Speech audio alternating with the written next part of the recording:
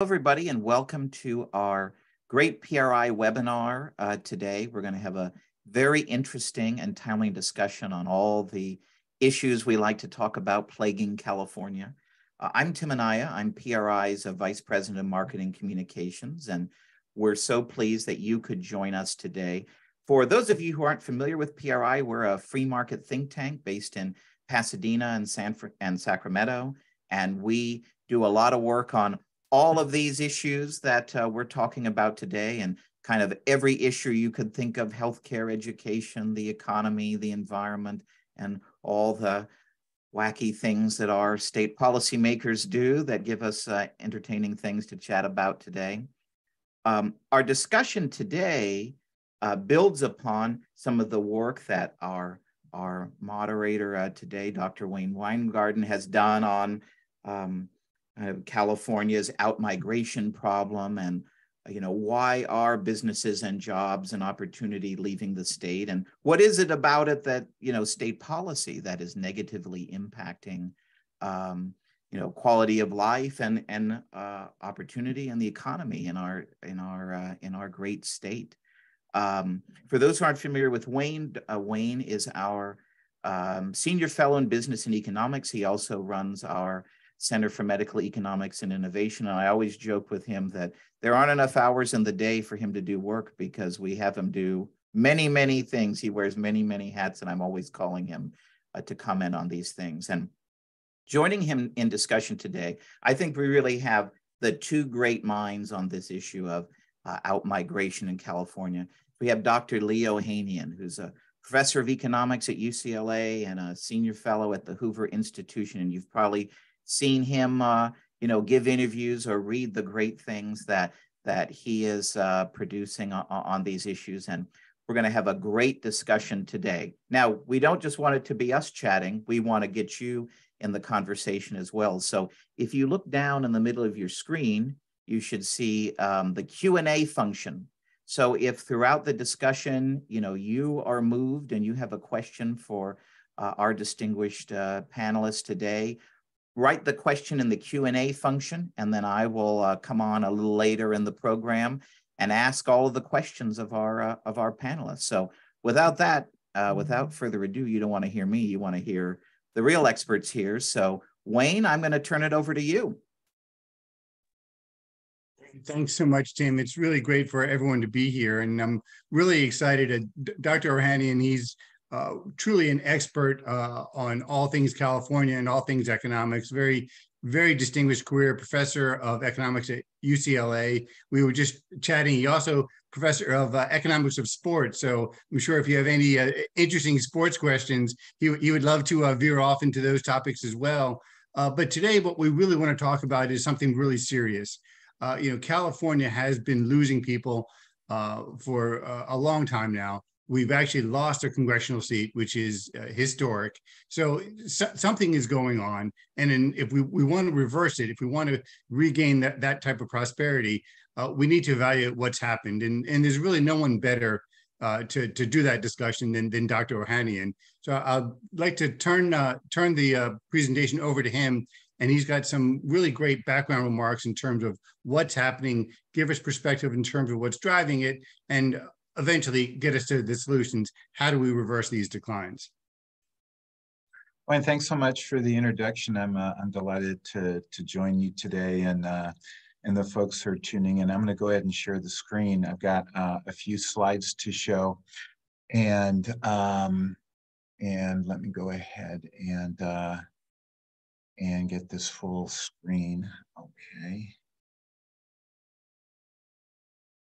Okay, so I'll show a few slides to set the stage for the theme of how I think about California.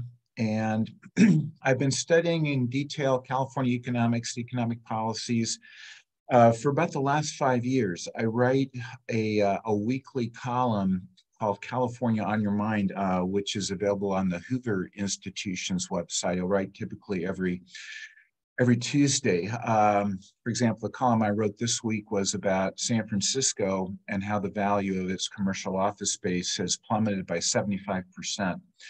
over the since the pandemic. So every Tuesday I typically write, and it's about a statewide or local of significance economic policy issue. So as Wayne, as you mentioned, California's population is declining. We've lost on net about 500,000 people since 2020. The theme of my presentation today is that people are leaving California because at a broad level, quality of life is just not competitive with other states for many Californians. California is one of only 3 states since 2010 to lose a seat in the House of Representatives and analogously in the Electoral College. We're seeing the largest losses in California in some of the most expensive locations, and that gives a hint as to some of the reasons why people are leaving California. San Francisco has been hit particularly hard. San Francisco has lost 7.5% of its population since 2020. And to give you some context about that loss, the biggest city in the United States in the last 60 years that has declined is Detroit, Michigan. Detroit had about 1.7 million people at its peak, and sometime in the 1950s. It's declined to 600 and some odd thousand people today. So it's lost nearly 2/3 of its population over a 60-year period, but never did it lose 7.5% of its population over a 2 or 3 year period. In terms of quality of life and the expense of living in California, there are 13 million Californians who are on Medi-Cal, which is California's version of Medicaid. To give you an idea of just how those 13 million Californians struggle, a household of 3, which is the median-sized household in California, a household of 3 qualifies for Medi-Cal if their income is no more than $41,000 per year. And when one thinks about living for a family of 3 on $41,000 per year in California, particularly anywhere close to even moderate costs of living locations, that gives you an idea of just how difficult California has become, particularly for low and middle income people. And that 13 million Californians, that would be equivalent to the 5th largest state in the union if those people did make up a state, and about the same number of people in California are living at or below or near the poverty line. Businesses are leaving as well. The business exit rate in the state is twice as high as before the pandemic. And the way I think about this is the businesses are leaving because at a broad level, cost of doing business in California is just uncompetitive with other states. And when we look at where they're going to states that typically are ranked as having more economic freedom, lower business costs, lower cost of living for their workers, which means it's easier and less expensive to hire qualified workers in states such as Texas and Utah and Tennessee and Florida than it is in California.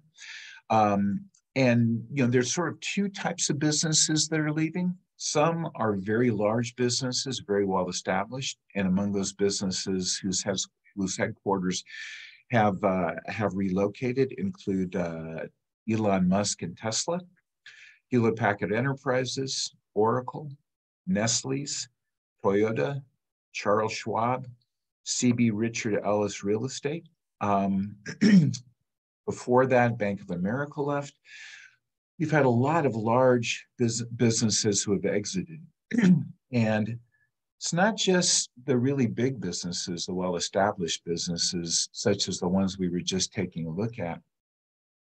There's also a growing number of small, very rapidly growing companies that are leaving. And I have a report that's available on the Hoover website that goes into detail on businesses that have been leaving California and some of the reasons why. and it provides a complete listing. Here's just some of the potential unicorn type businesses that we've lost. So Maxar Technologies is a relatively new business, rapidly growing. They have unique satellite and radar technologies. They provide about 90% of radar and satellite intelligence to our Department of Defense. That business is almost certainly going to grow substantially in the future. They moved to Colorado. Envirotech Vehicles is a rapidly growing transportation company, and they are creating zero emission trucks, buses, and heavy equipment. California has talked about zero emissions cars by 2035. Buses, trucks, and heavy equipment are the next transportation vehicles that are going to be being pursued. And Envirotech has moved to Arkansas. And you can imagine just how big this market will be when we think about the need for trucks and buses and heavy equipment. So we've lost another rapidly growing business. Another one is Aqua Metals. Aqua Metals has a proprietary recycling technology for strategic and rare metals, including lithium, which goes into our cell phone batteries. And a huge issue that's going to be confronting us is shortages of metals and minerals such as lithium. Lithium comes primarily from African mines. Some of those mines have been purchased by China. So this is going to be a really important issue for us as we go forward. And we've lost Aqua Metals. Aqua Metals has also moved to Colorado. So it's not just the big older companies such as Hewlett Packard and Oracle that have left, but also these potential unicorns that have left. And what is particularly striking to me is that these are all businesses that at some level are tech related or have an important tech component to them.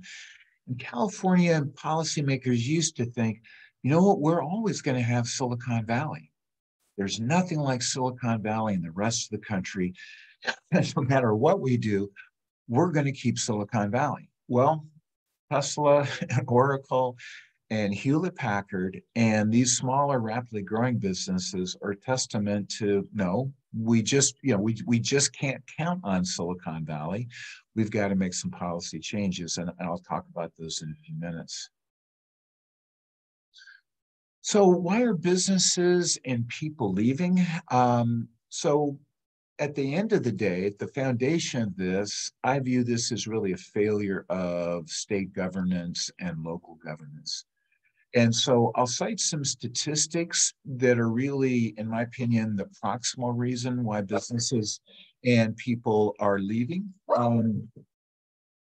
But at the end of the day, these, I believe, all can be tied to a failure of governance.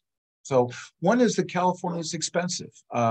California right now has an $818,000 median home price per the California Association of Realtors based on the most recent transactions. Only 20% of California households can afford this home. So 80% of Californian households cannot afford this.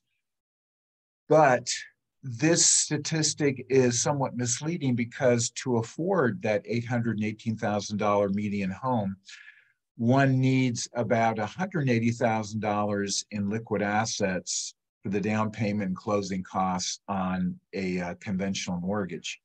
And for people who currently aren't homeowners, hardly anyone in the state has that type of cash. One reason California is so expensive is because we simply don't build very much. When Gavin Newsom was elected governor in 2018, his primary campaign promise was to build more housing.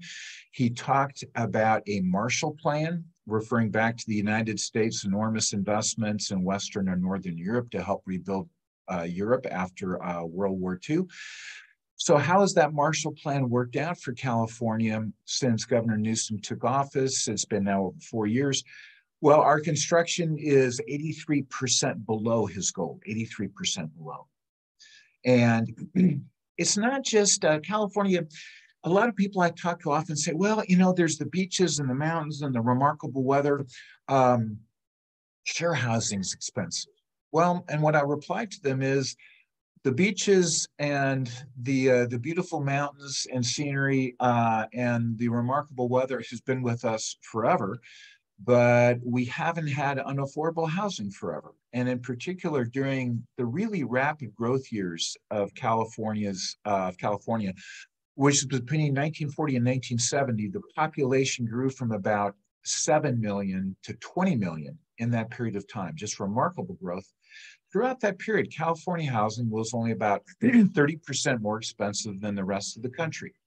If that price premium prevailed today, the median home would not be $818,000. It would be closer to $400,000. Still an expensive home, but certainly much more affordable than $818,000. So what happened? Well, we have a panoply of environmental regulations and political dysfunction that block new developments and that raise building costs. I'll give you a couple of my favorite examples. In terms of blocking new developments, I'm going to refer to a project that's known as Tejon Ranch. And Tejon Ranch was a planned community for about 65,000 people. It was going to be about 35, 40 miles outside of Los Angeles, so you might consider it an LA bedroom community. So plans for Tejon Ranch were submitted in 1994. Nearly 30 years later, not one home has been built in Tejon Ranch. Who knows when a home will be built in Tejon Ranch, because in that nearly 30-year period, there have been environmental lawsuit after environmental lawsuit blocking that project. The people who own Tejon Ranch, and I believe it's probably gone through a bankruptcy at some point. I don't believe the people who had that vision for building that 65,000 person community, I don't think they're even associated with the project anymore. I think they just simply couldn't afford to continue to finance it. The people who currently own it thought they were good to go of around 2019 when they agreed to a number of environmental demands. Well, today, just recently, new environmental demands have popped up. Okay, so 30 years later, we haven't built one home. I'll give you one other example. There's a fellow in San Francisco who is the owner of a building that housed a laundromat. The building had been constructed sometime in the 1960s.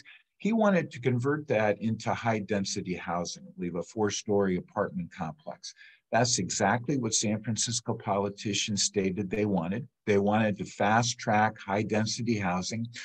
Well, it took him 6 years and over $1.2 million in legal and permitting and other regulatory fees before he was allowed to create that high density housing. One of the last objections to that project came from one of the supervisors on San Francisco Board of Supervisors, who was worried that the 4-story building would cast shade on the building right next door. So those are just 2 examples of how we shoot ourselves in the foot in terms of creating new housing within the state. And when we talk about quality of life, a big part of quality of life for families is having quality schooling. Well, our schools are failing, and they're failing at a substantial rate. These are the latest statistics. These are for 2022. And these statistics are based on targets provided by the U.S. Department of Education. California kids, and these are values for 8th graders. 84% lack proficiency in math. 79% lack proficiency in reading, 80% lack proficiency in science. So stop and think about that for a second. Maybe, some of you may have kids in the public school systems. This is simply abysmal. There's no other word, there's no other adjective to describe this. 80% of our kids can't read, they don't understand math. They don't understand science. There's only 2 states in the country worse than California, which are Alabama and New Mexico. California once had the best schools in the country. back in the day, back in the 1960s. What happened? Well, our politicians tolerate poor performance. Why is that? Well, we'll possibly get into that in my conversation with Wayne and perhaps in your questions, but there's a very expensive, huge political nexus associated with the education system, including educational unions. And there's a lot of support for incumbent politicians by that educational system.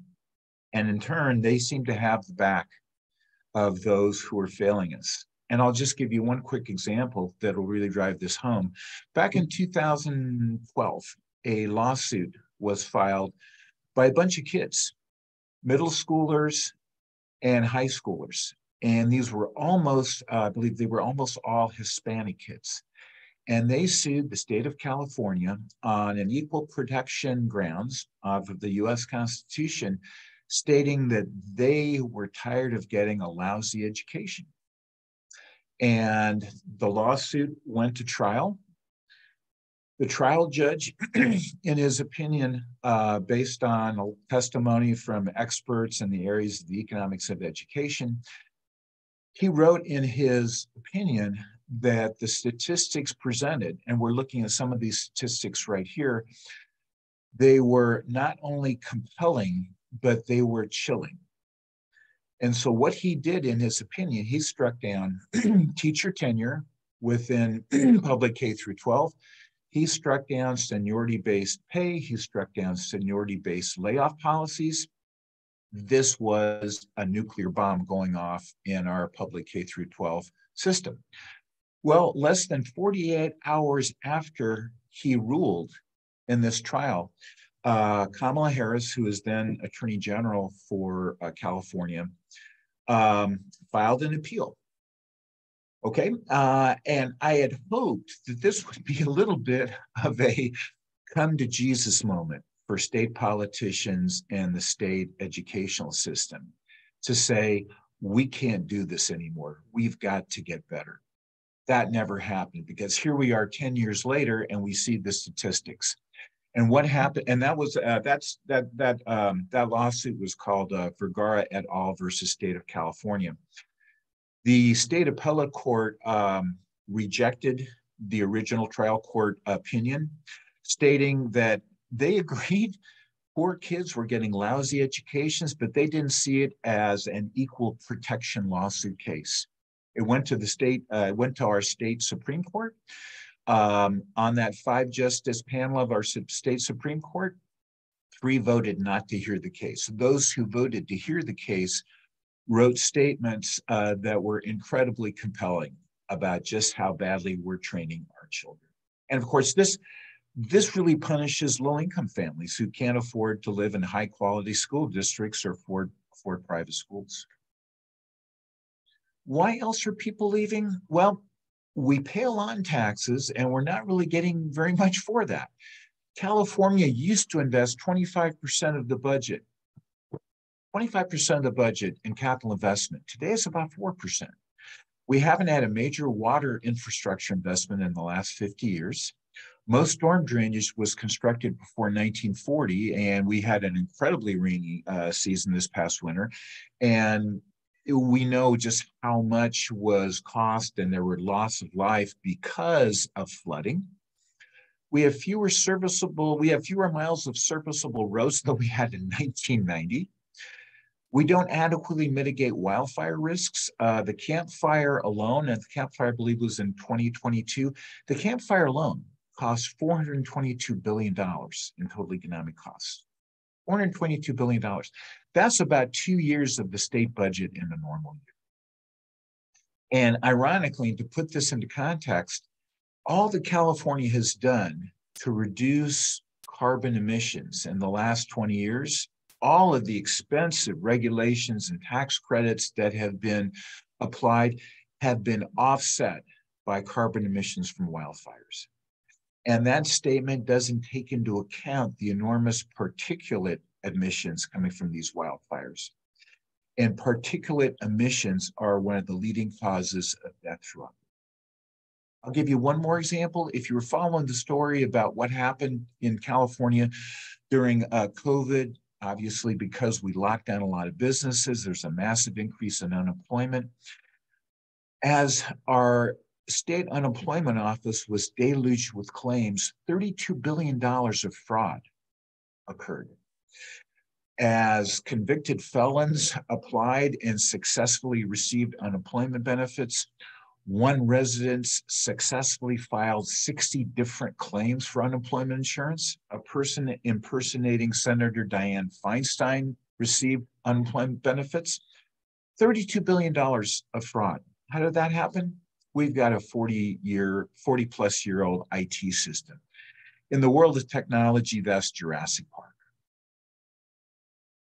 Businesses, why are they leaving? Well, they face the 49th highest tax burden in the US, and that's per the Tax Foundation, which is a nonpartisan, high-quality research foundation in Washington, D.C. All they do is study tax issues. CEOs have spoken loudly. They rank California invariably as the worst state for running a business, and what they refer to are taxes, regulations, the cost of doing business, and an adversarial public sector, both at the state and local level. The American Legislative Exchange Council, as a research institution, ranks California 45th in terms of the quality of state economic policies. So what needs to be done? We need better governance, full stop. We need better governance. And where does that start? Well, that starts with having incentives and accountability present within state and local government. There's very few incentives for state workers to succeed. And there's very few incentives against state workers not doing their job. Accountability, we need accountability. There needs to be accountability for the failure to build houses at a reasonable cost. We need accountability for a failed public school system. We need accountability for failing infrastructure. Right now, I would love to hear from you if you can tell me where you've heard a public official saying, my bad, we haven't been accountable, we need to do a better job. So with that, let me go ahead and turn over to Wayne with some additional questions. I look forward to your comments. And again, I'm delighted to be part of this. Pacific Research Institute is a wonderful organization. They do superb work on analyzing state and local economic policy issues. And I'm delighted to have this opportunity. Lee, thank you so much. That was fantastic, fantastic and chilling. I like that term you use. Chilling all at the same time. If I can start kind of trying to give you a little pushback, because while those stats are chilling, and you would think, well, based on that there'd be an emergency, right? There'd be some sort of fire in the belly of our governor and our legislature to change this. But what you get, and perhaps this is part of his presidential campaign, but what you get in response is, well, California is the 5th largest economy in the world, and we're about to overtake Germany. We're about to be the 4th largest economy. We grew faster for the past 10 years. Last year, maybe a little slower, but our economy is growing faster. We're becoming the 4th largest one. We have higher incomes. So this outmigration, it's inconsequential. And so I guess, what's wrong with that argument? If they're putting that out there, are they right? And if so, if not, what's wrong? Yeah, so really there's 2 points I'd like to make in response. One is that California has become a state of the haves and the have-nots.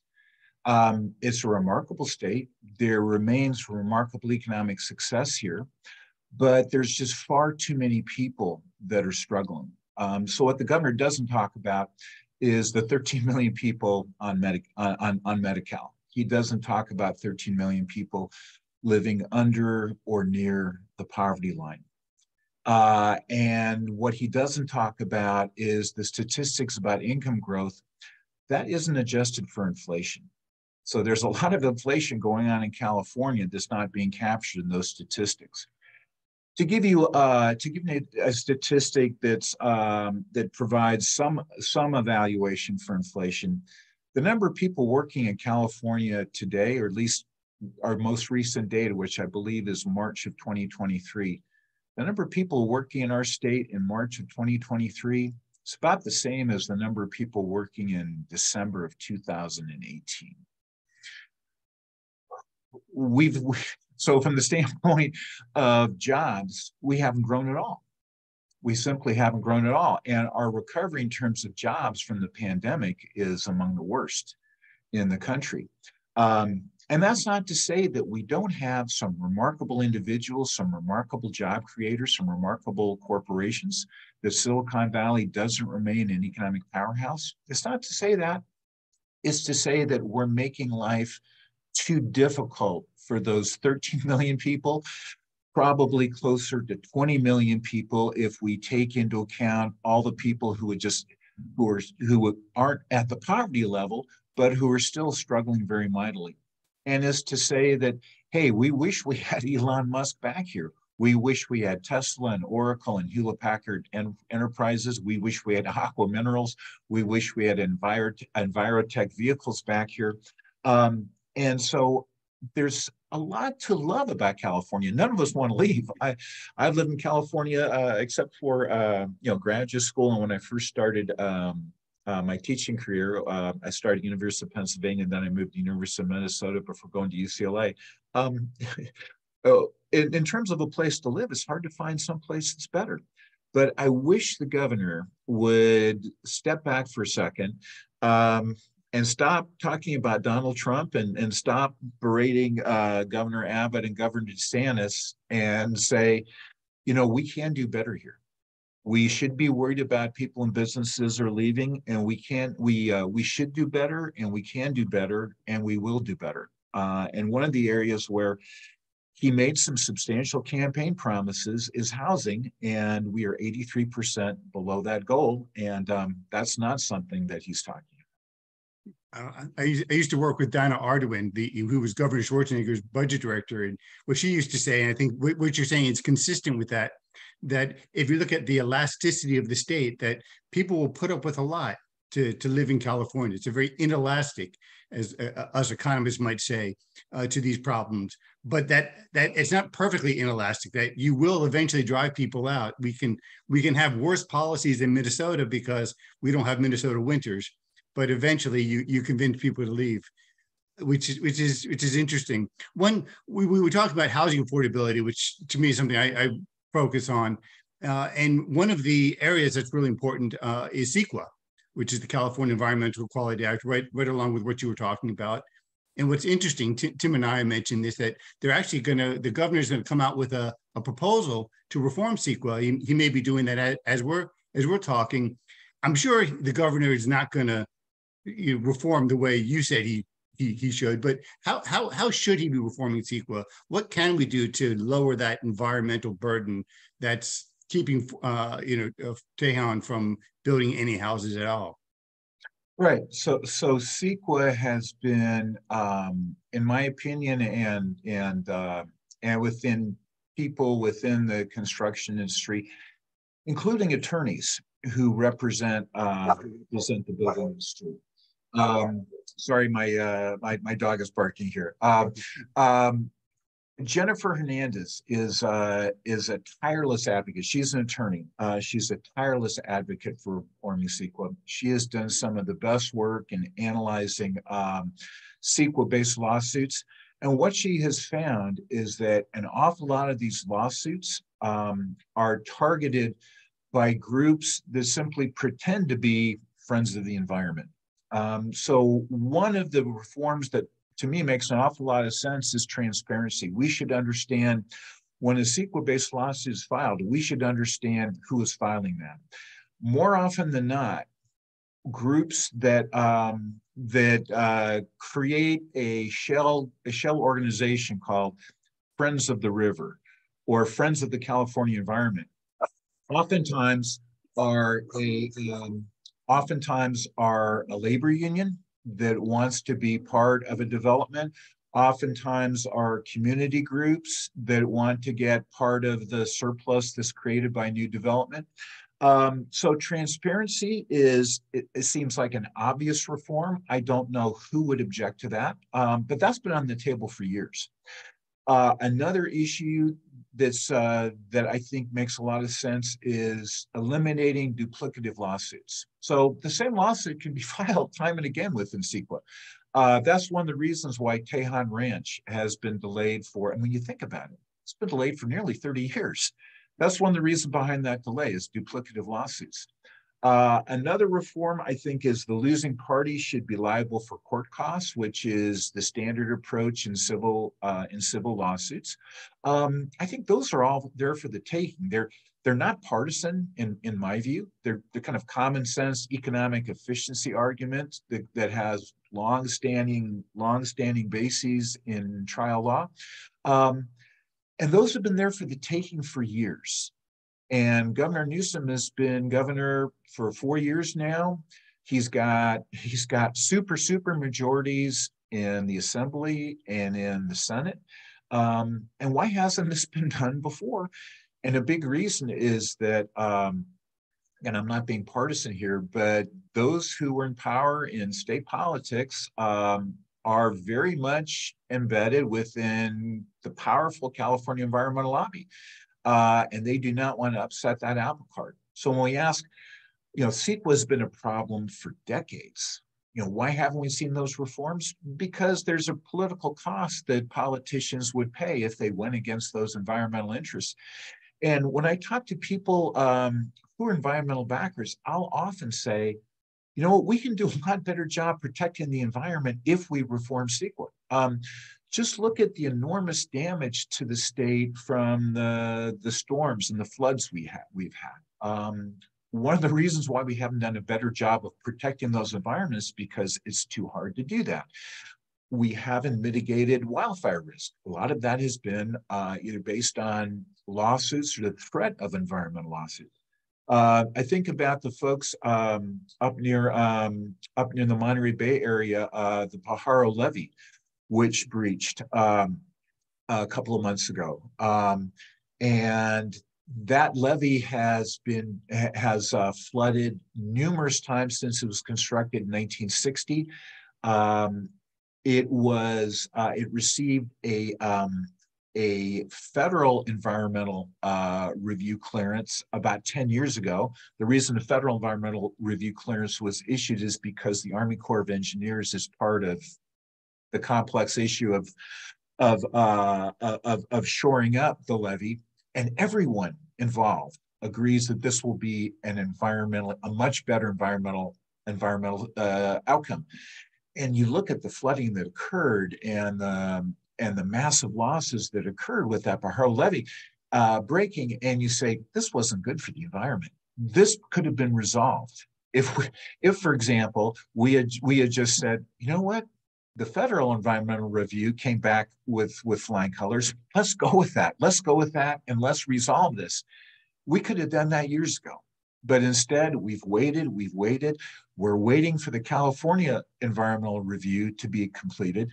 And so I think there's just a lot of common sense that can be implemented in environmental reviews that for, I think, true environmentalists who don't have a political agenda, who simply want to preserve environment in a sensible and realistic way without wasting a ton of money. I think there's money on the table right there. But too often there's a political agenda. And again, I wish somebody in the governor's office or the Assembly or the Senate would say, you know what? I don't care if I get voted out. This is important to the state. This is important to future generations. And I'm going to go to the mat on this issue. If there's someone knows along those lines, I'd love to hear about it, and I'll interview them for my next column. Well, and it's almost trying to convince them what actually, what we can practically achieve in terms of environmentalism. Like you said, it's a better environmental policy, something that I believe is correct, and you can correct me if I'm wrong, but like the Colorado River, right? And we're having all sorts of water right issues because all these states are drawing down the river, a huge environmental issue. If we would, you said 4%, which that shocked me. I didn't realize it's that low. 4% of our budget is capital investments. If we would invest in our water infrastructure, capture more of our water, we wouldn't need to draw on the Colorado River. And that in and of itself would resolve the problem. So if we would just invest in our water resources, we could environmentally save the Colorado River. Is that over dramatic? Oh yeah, yeah, absolutely. I think that would certainly go a long ways towards supporting that ecosystem. And again, that's what environmentalists want. And Senator Feinstein, a Democrat, again, this is not a partisan issue; it's just common sense functionality issue. Senator Feinstein noted California hasn't had a major water investment since the California Water Project was completed in 1973. And by the way, it never was completed according to the vision of those who designed it back in the 1950s. It never went as far as it was supposed to go. And so you look at California's agricultural industry, and they have to plan for, is there going to be drought? Do I tear up my almond trees? Do I plant something less water intensive? There's a lot of uncertainty that goes along with that. And again, environmental lawsuits deluge any substantial water investment project. The twin tunnels that Jerry Brown talked about were on the table, and those were hit with enormous pushback from the environmental lobby. Newsom talked about a single tunnel. We have the Sacramento and San Francisco deltas, which involves some endangered species. My favorite story about that was, I think back in, I think it was back in 2015 or 16, we had a drought year. And there were I think maybe 3 or 4 steelhead trout that were caught in the river, and there simply wasn't enough water to carry them upstream. And so I thought, when I heard about this story in the news, I thought, you know what? Get a big aquarium, catch those gals and guys, and put them in that big aquarium, and then drive them to the point of the river where they can get out and spawn. But instead, I think enough water was pulsed into the river, and so much water had to be pulsed that I think it was probably enough to satisfy a city of the size of San Jose for about half a year. To save, well, who knows whether they were saved or not. I can imagine that rush of water may not have been very friendly for those steelhead trout. So there are those things that just simply don't make any sense. So I would love to think that with the right leadership, and again, this goes back to the issue about California schools. Our political leaders have to say, we need to fix this, and you're going to have to work with me on this. And if I get voted out because you push back on me, then I'm going to get voted out. But if I can get enough people, enough of my colleagues here in the Assembly or the Senate, if I get enough people working with me, you're going to have to work with us, and let's make it a better tomorrow. And we can create a more successful environment. This one, what we're doing now simply is not working. Everybody knows it. So let's roll up our sleeves and get to work. Speaking of that, one of the issues I've been looking a lot into, you can't walk anywhere, Los Angeles, San Francisco, and the thing you notice is the homeless issue, which is also, we haven't touched on this yet, but that's just a huge driver. In your mind, how do we start to get our arms around this problem? Because it's truly awful, when just from a human perspective, but also from an economic perspective. Oh, absolutely. We are spending enormous amounts on homelessness just in the city of San Francisco. By the end of this fiscal year, which will be June 30th of 2023, the 4 years up to June 30th, 2023, San Francisco will have spent $4 billion on dealing with homelessness. There's more homeless in San Francisco than there ever been before. So I think the number one issue to confront, that many in the state have been unwilling to recognize, is the chronic homelessness. Chronic homelessness, month after month, is really people who have mental health challenges, physical health challenges, drug abuse, substance abuse challenges. And, there's a terrific book by Michael Schellenberger called San Francisco for people who want to read about this. Interesting guy. I did a panel discussion with him. It's on YouTube for people. If people Google my name and Michael Schellenberger, we did a panel discussion along with Kevin Kiley, really talented legislature. He's now in our House of Representatives, about homelessness. Schellenberger used to be about as liberal as one can get, super left. Kevin Kiley is a Republican. They agreed pretty much on 95% of what to do, which is these people, the chronically homeless, we've got to provide them humane treatment. We need to get them off the streets. We need to get them into treatment. If they simply can't be allowed to create a de facto home in the middle of San Francisco. It simply is unacceptable.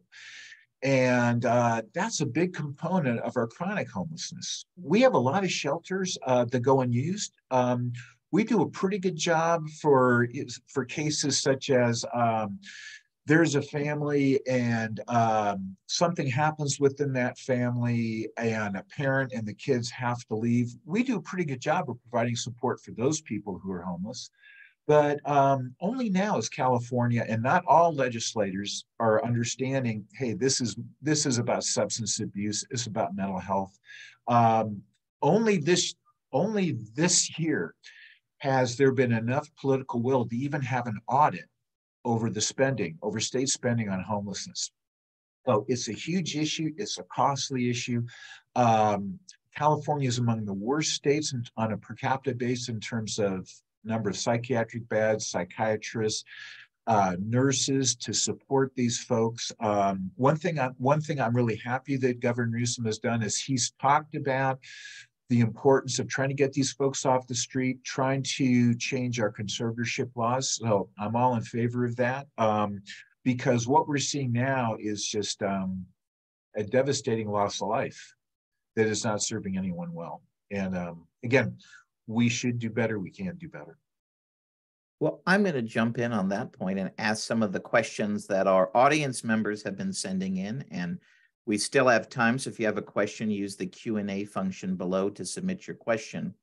This is a question from Karen. She wanted to know, how does in-migration to California balance out in any way the out-migration that we're seeing? Is there any data on that? Sure, yeah. So every state loses people every year, and every state gains people every year. What we're seeing in California is that the outflow has exceeded the inflow by about, more than 500,000, given that births are still exceeding deaths. So, to kind of put that in perspective, we grew from 7 million to 20 million between 1940 to 1970.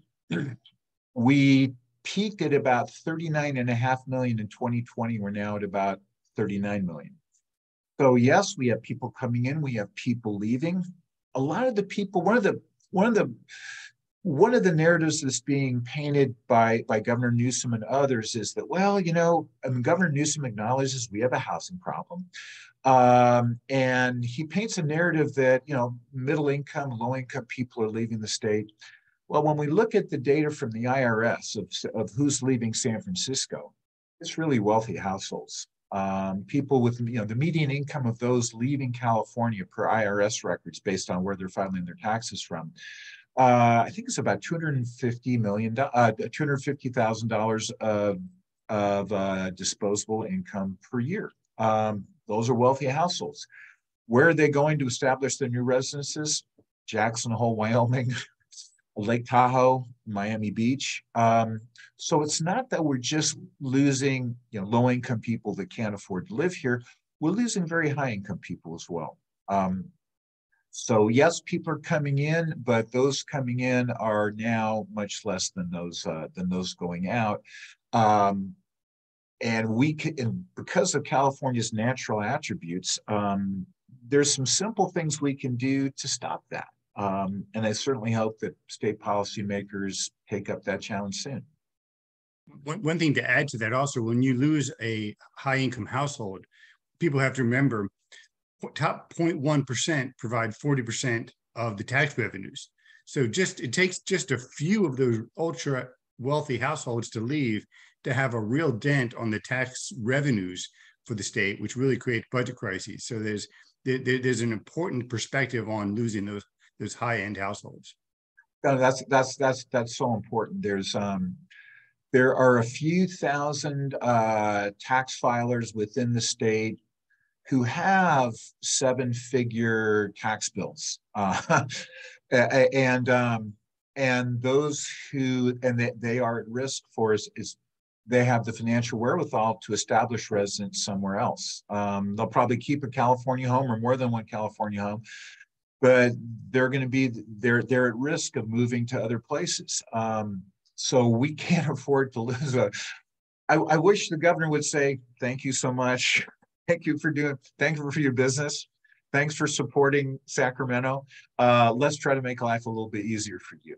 But yeah, there's a huge risk at that. And California, more than any other state, depends on the very, very, very, very top for personal income tax revenue. And it's a high wire act that I wish we would get away from.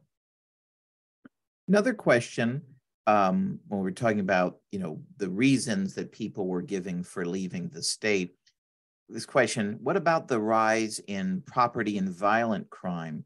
This questioner figures that must be a reason for folks also leaving. And is there a way to address this? Yeah, crime rates, particularly property crime rates, are up, certainly in our biggest cities. San Francisco, I wrote a recent column about this. San Francisco, in terms of overall crime rate, both property and violent crime, is among the top 2% in terms of highest crime in the country. And a big reason behind that is property crime, break-ins in cars. There's been a lot of stories on the media about retail theft in San Francisco. There's a story that sort of went viral when Whole Foods closed down in downtown San Francisco due to concerns about employee safety and the fact that people were coming into Whole Foods and going to the restrooms and using them as drug shooting salons. I believe there was people were found passed out from an opioid overdose on the floors of Whole Foods restrooms.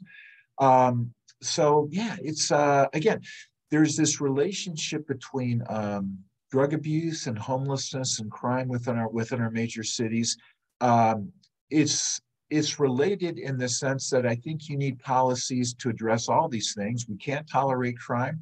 We can't tolerate homelessness. And we need to provide these people with support and medical treatment. And if we do that, things will get an awful lot better. But we still have tent cities. We still allowing people to live on sidewalks, to use drugs out on the street. One of my best friends took he lives up near San Francisco. He took his daughter for a birthday lunch, his adult daughter for birthday lunch up in San Francisco. They parked their car in a parking garage. It was probably about $25. And they walked out, and right there is a person shooting up. It's just not a functional society. It's not partisan. It's not a left or right issue. This is just not a way a society can function. So we address homelessness and drug abuse. Crime is addressed as part of that as well. Our Dan Kolke has a question. He also has some great ideas for CEQA reform that I will make sure to share with you, Lee, offline. So he asks, what do you think accounts for the significant increase in homelessness even as the economy grew in the 2018 to 20 period before the pandemic, and even as the government expanded benefits during the pandemic? Certainly, state government, federal government providing support to the state. A lot of dollars were available to try to help keep people who became unemployed in their homes. COVID was part of that. We've also had, an increase in drug abuse. And again, the chronically homeless tend to be about 70%, 75% are those with drug abuse, emotional health issues. That seems to have increased within the state. I don't think the data exists to indicate whether that's people coming in to the state from other locations. I suspect it is because in Schellenberger's book, San Francisco, he talks to addicts. He talked to, a couple of hundred people there. And a lot of them said, yeah, I came from Seattle. I came from Portland. I came from some other place because here in San Francisco, I get $600 or $700 of walk around money every month. He has a video of one fellow who talks about how, hey, the city basically pays me to be homeless. And he talks about getting, I think, $600 or $700 a month of support. He says, I got Netflix on my iPhone. And very sad statement, he says, I supplement my income by teaching kids how to use fentanyl to get high, but not to kill themselves. So again, this is kind of a basic economic story about incentives. I think the money is there. I think we just have to change our policy goals and the way we implement those policies. There are people who are struggling to live in California because of high housing costs. When I talk about affordable housing, I put quote marks around that, because right now San Francisco is renovating apartments, 400 square foot apartments, just renovating them at a cost of $1 million per apartment. So just, how do you get your head around spending $1 million to renovate a one-bedroom apartment? In LA, we are building 300 square foot studio units for, I think, $837,000 per unit. And that was the number from about 3 years ago. It's probably well over $900,000 today. So when you think about that, you almost, either you say, this is nuts. And again, if I get back to the idea of accountability, there's no one in state and local government who's saying, something's wrong. Something's terribly wrong. If we're spending $1 million to renovate a one-bedroom apartment, hey, stop the presses. Let's figure this out. We should and can do better. I hate to say it, but everybody would be much better off if we simply wrote people, low-income people, a check to say, you're struggling here in California. You're probably never going to be able to buy a home. Here's a check. Move to someplace in the Midwest. You can buy a home for much less, a single family home with a decent school and a garden. You can do that for much less than we can house you in some little cramped apartment. So that's got to change as well. So last question, this comes from Walter, and he has kind of a, given all that we've talked about today and all the challenges that we have with government and things not going in the right direction here, he asked, what can we do to get, more Californians to understand the failings of our current government and demand action from their elected officials for change? Yeah, that's the $69,000 question. A reason why I'm happy to participate in events like today and I write op-eds is that so people get a better sense of the failings, of the dysfunction at the state and the local government level, because they simply don't know.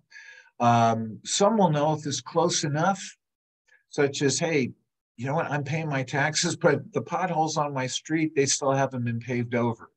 Or a business owner will say, I just got hit by a lawsuit that I wouldn't have gotten hit by if I lived in another state. But issues such as our schools are horribly dysfunctional, people don't know that. Issues such as we're spending $1 million to renovate a one-bedroom apartment, people don't know that. Issues such as we haven't built new major water infrastructure for 50 years, people don't know that.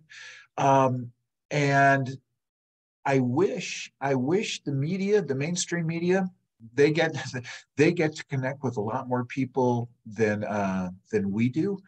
I wish they would start to write those stories. To give an example, Governor Newsom just decided to stop repaying a $20 billion loan from the federal government to shore up our unemployment benefit system because we permitted $32 billion in fraud.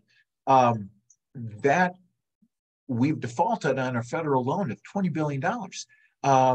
That's not getting reported. Interestingly enough, someone wrote to me and said, I wrote a column about this. Somebody wrote to me and said, hey, your column is front page in Russia. Because Putin loves to see that kind of stuff. He says, hey, look at the crazy stuff going on in the United States. That didn't get written up here in our state.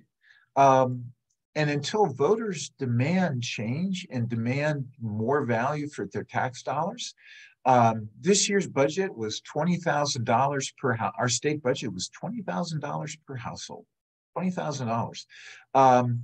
I wish people would stop and think, did I get my $20,000 worth? How's my kid's school performing? You know, am I stuck in traffic because we haven't expanded our transportation infrastructure? Can I afford to buy a house? Voters have got to demand more. But Walter, you're absolutely right. I sometimes joke that people are struggling so much to take care of their kids and to work 2 jobs and to try to find a way to save some money for a house, that all this stuff just passes them over. And sometimes people are think, hey, you know what? This is just the cost of living in California with beaches and mountains and the beautiful scenery and the fact that it's 75 degrees every day, 300 days out of the year. But it doesn't have to be this way. It didn't used to be this way. And I'll just say in closing that during those go-go years, an awful lot of investments in water, schools, hospitals, colleges, highways, roads were done under Jerry Brown. Pat Brown, Jerry Brown's dad, when Pat Brown was governor back in the early and mid 1960s. He was a Democrat. He used to say things like, we can't abuse the taxpayer. We've got to invest for the future. All these people want to come to California and live here. We're going to welcome them, and we're going to build the schools and the hospitals and colleges and transportation infrastructure that they need. And we're going to welcome this. And they did it on a budget that was 14% inflation adjusted per person of today's budget.